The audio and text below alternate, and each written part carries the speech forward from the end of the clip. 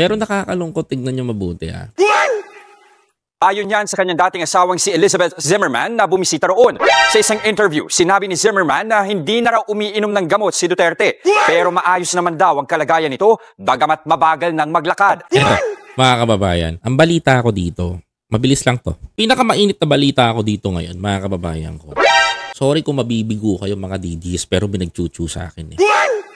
Meron ako mapagkakatiwalaan na resources sa kampo nila.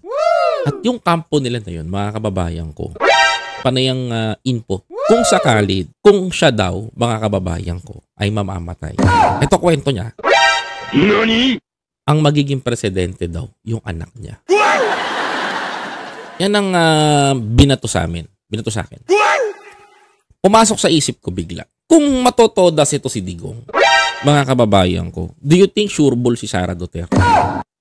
Maybe. Nani? Because one of the strategies ng mga Aquino, mga kababayan ko, is namatay ang kanilang tatay, namatay ang kanilang nanay, namatay si Ninoy, naging presidente si Cory. Namatay si Cory, naging presidente si Pinoy. Mga kababayan ko. Diba? May ganun cycle. Mga kababayan ko. Baka planong gawin ni dating Pangulong Duterte yun. Ang talagang mag-suicide na. Kumbaga, tuluyan na ang sarili niya para makakuha ng attention, magamit na galit kay Sara Duterte. Kasi kaya nagtataka ako eh. Alam mo sa totoo lang, kaya umiiyak si Robin kasi alam niya wala nang uwian eh. Wala nang takas to si Digong. Wala na tong uwian. Uuwi man to, talagang nasa garapon na. Mga kababayan ko. Or ikakasket pa nila. Literally, mga kababayan ko, mga kapatid. Kasi ang gagawin ni Duterte, hindi na siya makakalabas eh. He's already 80 plus years old. Malabo na to mabuhay pa pag hinatulan pa to ng 45 to 40 years. Mga kababayan ko, hindi na makakalabas to.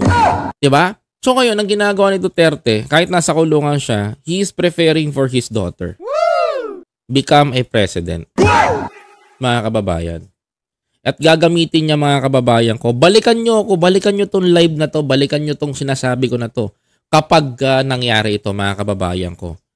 Kasi ramdam ko 80% na nakikita ko ganun ang strategy ni Digong.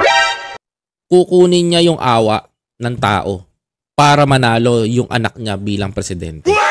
Mga kababayan, talagang butot balat na si Duterte, mga kapatid. Hindi na umiinom ng gamot eh. Totoo, mga kababayan ko.